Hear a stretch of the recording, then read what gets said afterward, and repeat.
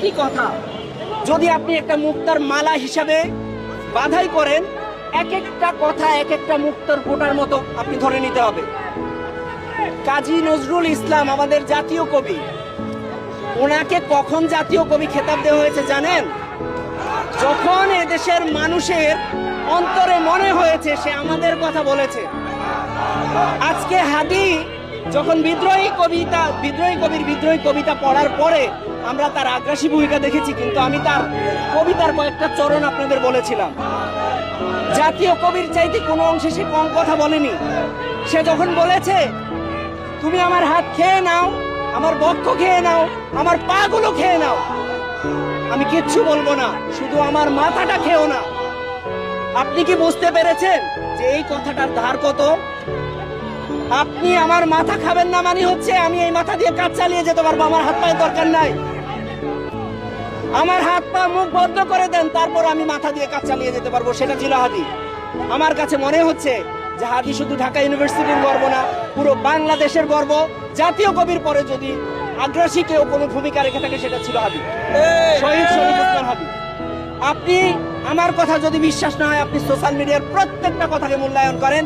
হাদি যা বলে গিয়েছে প্রত্যেকটা কথাকে ইভ্যালুয়েট করেন, এক একটা মুক্তর দানা মনে হবে আপনার কাছে। আপনি যদি তার প্রত্যেকটা কথা শুনেন, বিশ্লেষণের পরে আপনার মগজ বলতে বাধ্য হবে যে হাদির মতো কথা বলার লোক গত 50 বছরে বাংলাদেশে জন্মায় নাই। অসংখ্য মেধাবী পেয়েছি আমরা, অসংখ্য মেধাবী পেয়েছি, একজন হাদি পাইনি। যে লোকটা গত 17 বছর দাঁড়িয়ে কথা বলার ছিল না, গত 5ই আগস্টে ফ্যাসিবাদ সরকারের এদেশ থেকে তাড়ানোর জন্য যে ভূমিকা ছিল তার মধ্যে সবচাইতে বেশি ভূমিকা ছিল হাদির। কারণ মানুষের মুখের কথার অনেক ওয়েট, অনেক ধার। সেজন্য আমি মনে করছি হাদিকে জাতীয় কবির পাশে রাখাটাই বাঞ্ছনীয়। তাকে যদি তার পারিবারিক গোরস্থানে দেওয়া হয় আপনি মনে রাখবেন না, আমি মনে রাখবো না, কিন্তু যদি তাকে এখানে রাখা হয়, প্রত্যেকবার এসে আমার সন্তানকে, আমি বলছি আমার সন্তানকে আমি একজন হাদি তৈরি করব। আমি আল্লাহর কাছে দোয়া করি যেন আল্লাহ আমার সন্তানকে হাদি হিসাবে কবুল করে। কারণ একজন হাদি হওয়া এত সহজ কথা না।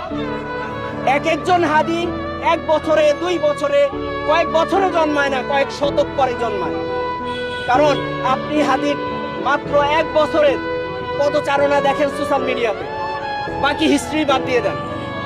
তার এই পদচারণার ভিতরে আপনার প্রত্যেকটা কথা আপনাকে কাঁদাবে, এই বাংলাদেশি প্রত্যেকটা মানুষের প্রতিদিন হৃদয় ক্ষরণ করাবে।